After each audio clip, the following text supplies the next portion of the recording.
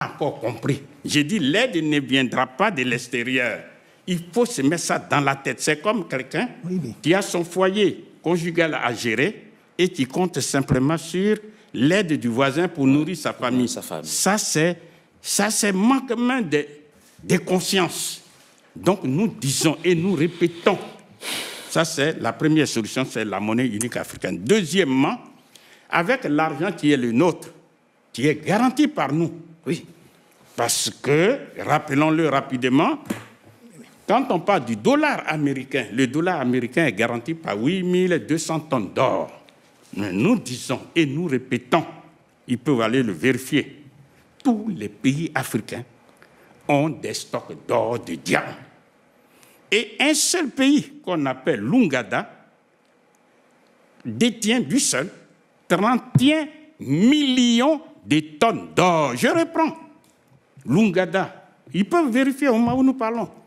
31 millions de tonnes d'or. Alors imaginons la RDC, l'Ouganda, le Mali. Mais rien que même l'Ouganda tout seul, on se met ensemble, on dit bon, décaissons immédiatement pour garantir notre monnaie, il faut décaisser 130 000 tonnes d'or. Décaisse ça et nous, on va te rembourser à dose homéopathique. Mais la monnaie unique africaine qui est garantie par 130 000 tonnes d'or, il n'existe pas sur la terre une seule monnaie, fût-elle le dollar américain, ne peut rivaliser avec. Donc on aura déjà les moyens. Maintenant, il faut insister. Pourquoi y a-t-il eu l'esclavage? Pourquoi y a-t-il eu la colonisation? Les gens ont les possibilités de fabriquer les billets de banque. Mais ce ne sont pas les billets de banque seuls qui produisent les biens. Ce sont les êtres humains. L'Afrique... Capital humain. L'Afrique a les bras. Aujourd'hui, 1 milliard 300 millions. Demain, dans quelques années, c'est 2 milliards. Il faut mettre en mouvement ces 2 milliards de personnes pour produire. Et pour les mettre en mouvement, c'est les payer avec notre propre argent. Est-ce que nous sommes en train de rêver? La réponse est non. Parce que la Chine, moins de 500 millions de personnes avant 1949 mouraient de faim. Quand Mao Tse-tung et ses amis ont pris le pouvoir d'État, ils ont battu une seule monnaie unique, qui est le yuan ou bien le renminbi. Et aujourd'hui, les Chinois sont devenus, même si ça peut encore déranger certains esprits, la première puissance économique du monde. C'est la Chine qui finance ça. Le monde entier, a commencé par les États-Unis d'Amérique et l'Union européenne. Donc nous disons, ce genre d'aide, pour rester dans le sujet dont on nous parle, c'est de la diversion. Donc la première solution, c'est battre la monnaie unique.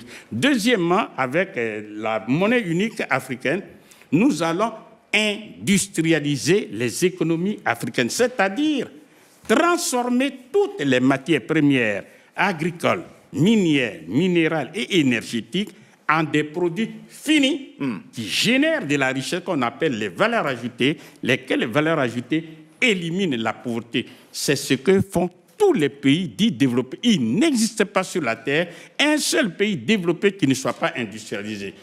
Or, tous ces pays, que ce soit l'Italie et tous les autres, ils vont tout proposer, sauf ce que je suis en train de dire. Parce que ça ne les arrange pas. Voilà. Troisième solution maintenant, c'est l'État fédéral africain, c'est-à-dire les États-Unis d'Afrique. Et ça, on n'a pas besoin des années de lumière. Un juriste est à ma gauche ici. Il suffit simplement de mettre une ceinture politique autour de ces 54 pays et on sort un être moral qu'on appelle l'État fédéral africain. Et on lui accorde 6 compétences qui sont 1. Puisque nous sommes un seul État désormais, tous ceux qui ne font pas partie de l'Afrique, eh bien avec eux, on a des frontières. Donc c'est l'État fédéral africain qui va gérer ça. Deuxième compétence, lorsque vous écrivez aux États-Unis d'Amérique, vous achetez un seul thème. Vous n'achetez pas 50 thèmes. Donc, c'est l'État fédéral qui va gérer les PTT. Troisième solution, une troisième compétence, eh bien, il y a une seule politique étrangère. Quand je m'avais à l'ambassade des États-Unis, vous allez dans une seule ambassade. Donc, Si on crée notre État fédéral, eh bien, c'est l'État fédéral qui va gérer la politique étrangère. Maintenant, ça, c'est ce qu'on appelle les compétences naturelles. À cela s'ajoutent 3 autres compétences qui sont la monnaie unique africaine sera gérée par l'État fédéral africain. C'est-à-dire tous les 54 pays qui sont membres, on va avoir une seule monnaie. Et avec pas une banque centrale africaine, vous voulez dire? Bien sûr, avec une banque centrale. Oui. Donc, ça, c'est la 4e compétence. La 5e compétence, eh bien, c'est la défense. Aujourd'hui, beaucoup de pays africains sont victimes de l'insécurité, par-ci, par-là. Quand on voit en RDC, il y a la guerre là-bas. Quand on voit au Soudan, il y a la guerre un peu partout. Eh bien, nous disons, nous allons avoir une armée fédérale africaine, écoutez-moi très bien, rendue invincible. Pourquoi?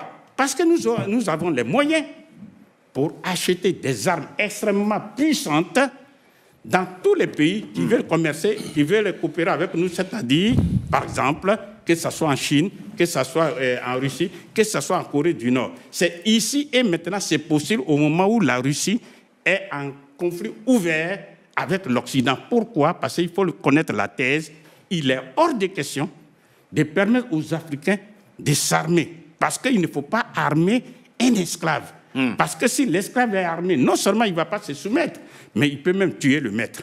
Voilà pourquoi l'Afrique est dans ce désordre-là. 6e compétence. Et la 6e compétence, eh bien, l'État fédéral va veiller à l'industrialisation des économies africaines. C'est-à-dire, écoutez-moi très bien, voilà un juriste, il faut constitutionnaliser, il faut mettre dans la loi des lois l'obligation de quoi? De transformer toutes les matières premières en des produits finis. On ne doit plus jamais exporter les matières premières brutes de l'Afrique. Mais ce sont les produits finis qu'on peut faire. Si on met en application ces 6 solutions, vous verrez qu'à court terme, je dis bien à court terme, eh bien, non seulement l'Afrique va satisfaire ses besoins essentiels, mais l'Afrique va même reprendre la direction du monde. Et c'est de ça, les Européens, tous les autres, ils ont peur. Ils ont peur. C'est ce qui voilà pourquoi ils nous amusent. Ils amusent la galerie. Avec les différents sommets. Voilà. Merci beaucoup, professeur Jean-François Akanji Kombe. Regardez, autour de cette table.